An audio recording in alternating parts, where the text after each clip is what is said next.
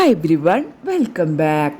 Family man എന്ന web സീരീസിലൂടെ പ്രിയങ്കരനായ നടൻ ഷാരിഫ് ഹാഷ്മിയുടെ ജീവിതത്തിലെ കഠിനമായ പോരാട്ടത്തിന്റെ കഥ ഏവർക്കും വിങ്ങലാവുകയാണ്.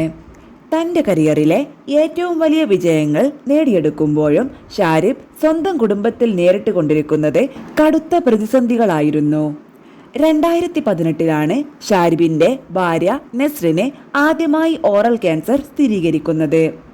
5 തവണ ശസ്ത്രക്രിയകൾക്ക് വിധേയയായി. ഇപ്പോൾ 6ാം തവണയും രോഗം നെസ്രിനെ തേടി എത്തിയിരിക്കുന്നു.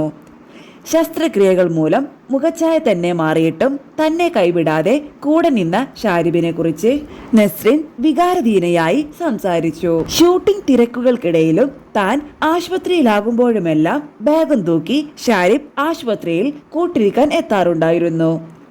ഡിസ്ചാർജ് ചെയ്യുന്നതുവരെ കൂടെ നിൽക്കാറുണ്ട്. അദ്ദേഹം എന്നെ ഇട്ടേച്ചു പോയില്ല. ക്യാൻസർ വളരെ അഗ്രസീവാണെങ്കിലും ഇതും കടന്നു പോകും എന്ന ഉറച്ച വിശ്വാസത്തിലാണ് ഈ ദമ്പതികൾ.